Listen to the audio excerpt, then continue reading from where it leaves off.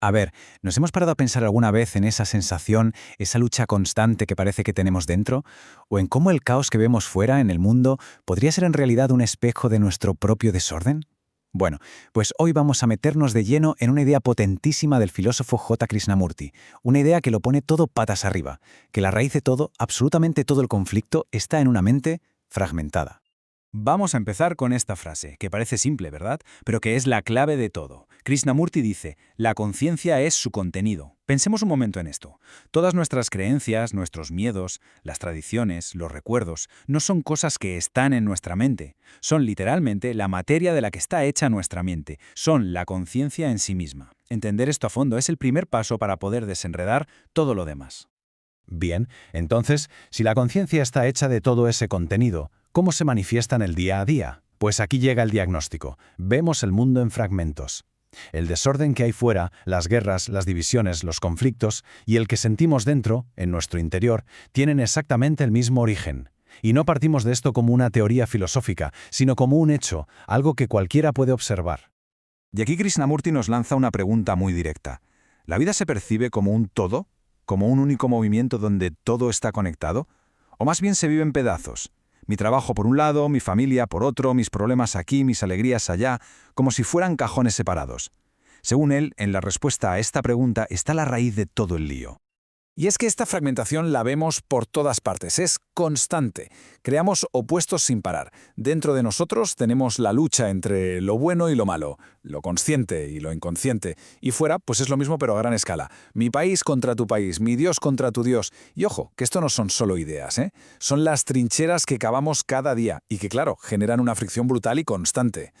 Así que aquí está la idea central, el meollo de la cuestión. Esta manera de pensar, de partirlo todo en dos, no es un simple hábito. Es la causa directa del caos. El conflicto que vemos entre naciones es en el fondo el mismo conflicto que tenemos entre nuestros propios pensamientos y deseos, pero proyectado a lo grande. Y ahora es cuando la cosa se pone de verdad interesante. Si el problema es que estamos fragmentados, la solución parece obvia, ¿no? Pues vamos a unir las piezas, intentar cambiar, mejorar, ser una mejor versión de uno mismo, ¿a que sí? Pues bien, Krishnamurti nos dice que ese mismo intento de cambiar es precisamente la trampa. Para entender esta trampa, primero hay que entender qué somos. Y la respuesta es directa. Somos nuestro condicionamiento. No es algo que tenemos, es lo que somos. El yo es, en esencia, una acumulación de pasado. La cultura en la que hemos crecido, las opiniones de nuestra familia, todas nuestras experiencias, todo lo que hemos aprendido. Volvemos a lo de antes. La conciencia es su contenido. Y claro, esto nos lleva a la pregunta del millón. Si uno es la suma total de su condicionamiento, entonces, ¿quién es esa entidad que, desde dentro, dice, tengo que cambiar esto?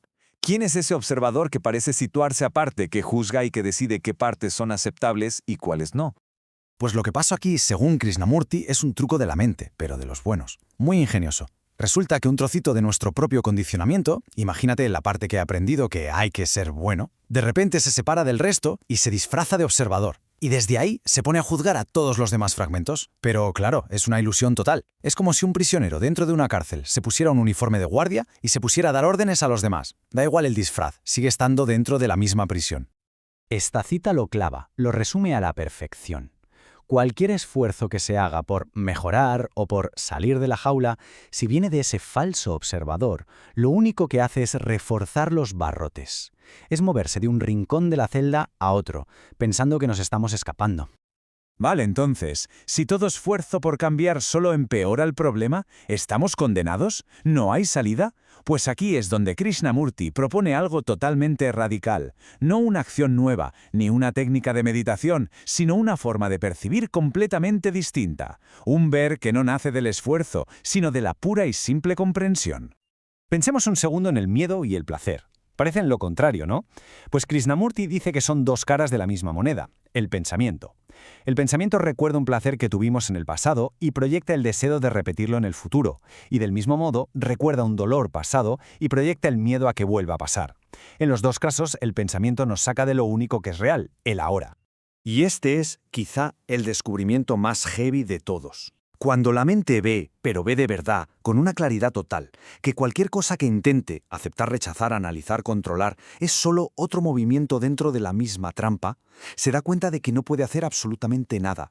No hay ninguna acción posible que no sea parte del problema. Cero. Entonces, si no se puede hacer nada, ¿qué pasa? ¿Nos rendimos sin más? No, no es una rendición pasiva, es algo mucho más profundo. Es el momento en que el motor del conflicto, ese mecanismo de escape, simplemente se para. Y no porque lo forcemos a detenerse, sino porque ha visto, de una vez por todas, que correr es inútil.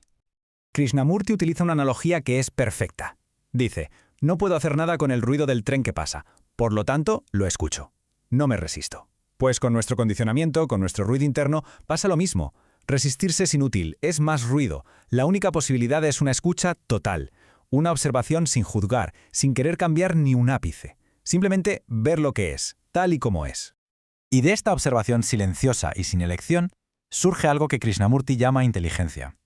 Pero ojo, no es intelecto, no es ser más listo. Es la percepción directa de la verdad.